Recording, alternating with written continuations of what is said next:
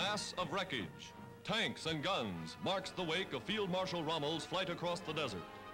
Nazi planes blasted on the ground and in the sky lie half buried beneath the hot and shifting African sands.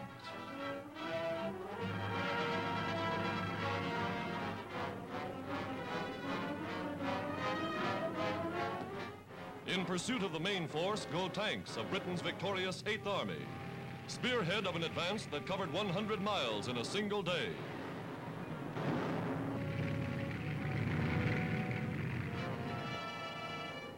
Over roads flooded by torrential rainfall, General Montgomery pushes on.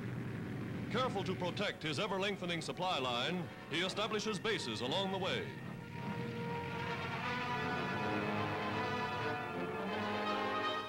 Matruh, once an important harbor, is littered with wrecked Axis supply ships, giant Nazi seaplanes that never got off the water.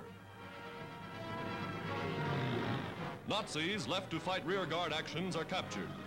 Italians drive their own trucks to prison camps behind the lines. Guards are hardly needed. The captives show no inclination to escape. Even high Nazi officers are taken in the rout of Rommel. Human wreckage bearing witness to one of the greatest military collapses in history.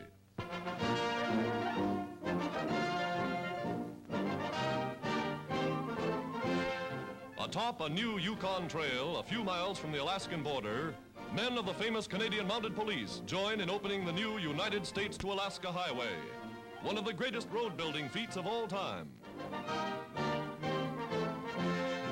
Officials cut the ribbon barrier in simple tribute to the American Army engineers who blazed the vital pathway through the Arctic wilderness. Completed months ahead of schedule, the new 1,600-mile Alcon Highway sees the first truck convoy begin to roll. A new Northwest Passage linking the United States with Alaska.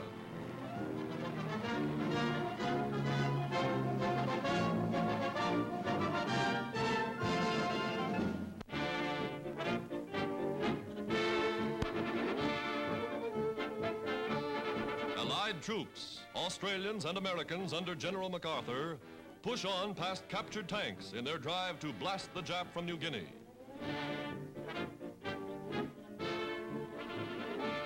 Along the beaches, they find Jap landing boats, wrecked and abandoned, their sides riddled with gunfire. Here, a group of Australians with a captured Japanese battle flag. Through the muddy, green-walled jungle, troops advance with guns ready, their helmets camouflaged against snipers that lurk on all sides.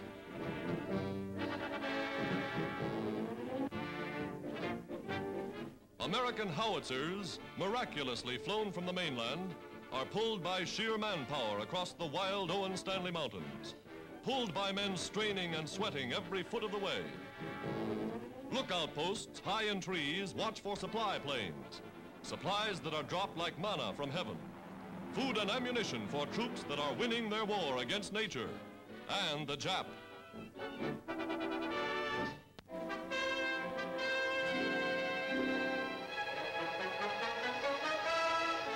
Somewhere in the Pacific, an unnamed United States aircraft carrier prepares for action. Contact with the enemy is established and fighter planes take off to attack.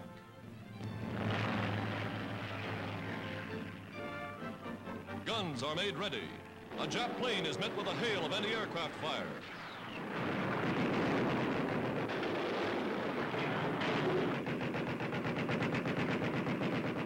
Suddenly, an explosion on the afterdeck. A Jap bomber has scored a hit.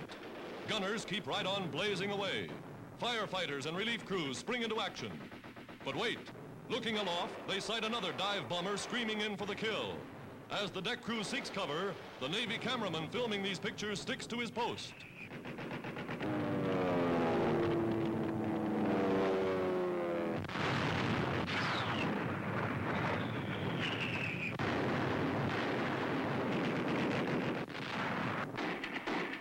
A gaping bomb hole reveals the damage, but it hasn't silenced the gunners. They're still firing away, and now they've scored a hit.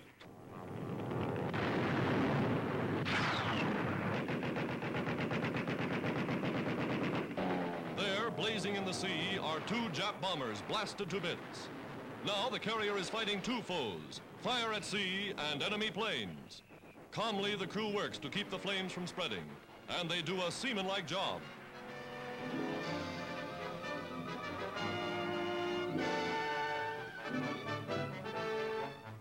Racing against time and the enemy, the carrier crew is magnificent.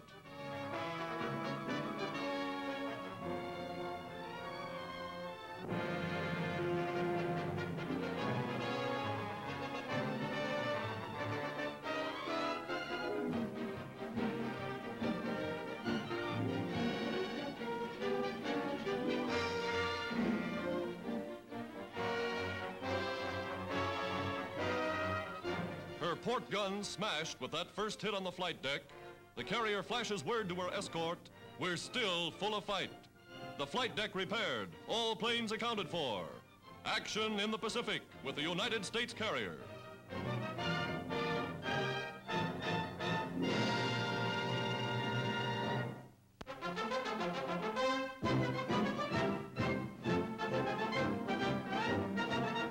One year after entering the war, United States gains in naval tonnage shatter all records. Here the Belleau wood, laid down as a cruiser, goes down the ways. The 3rd aircraft carrier launched within 3 months.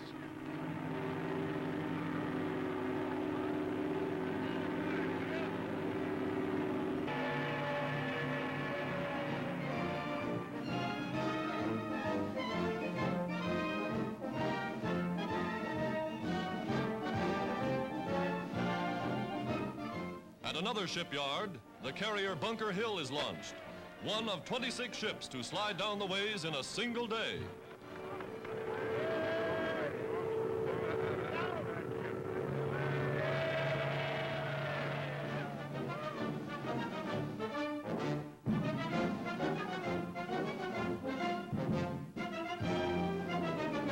Queen of them all, the giant new USS New Jersey, mightiest battleship ever built.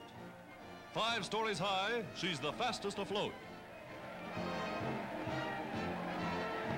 Armament and guns, naval secrets. The New Jersey will soon be in action with the fleet.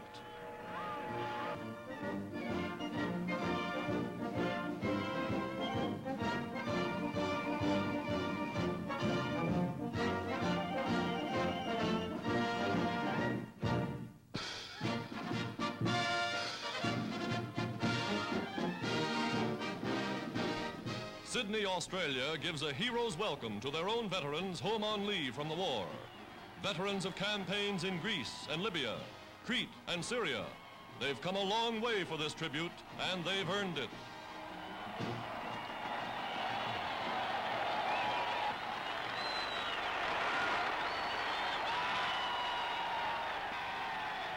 Governor General Lord Gowrie takes the salute as the brigade passes in review.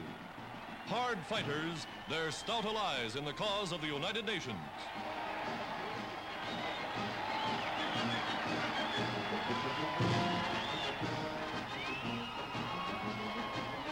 The crowd, swept by emotion, breaks from the sidewalk to march with the troops. Their leave is short, but today they're the men of the hour.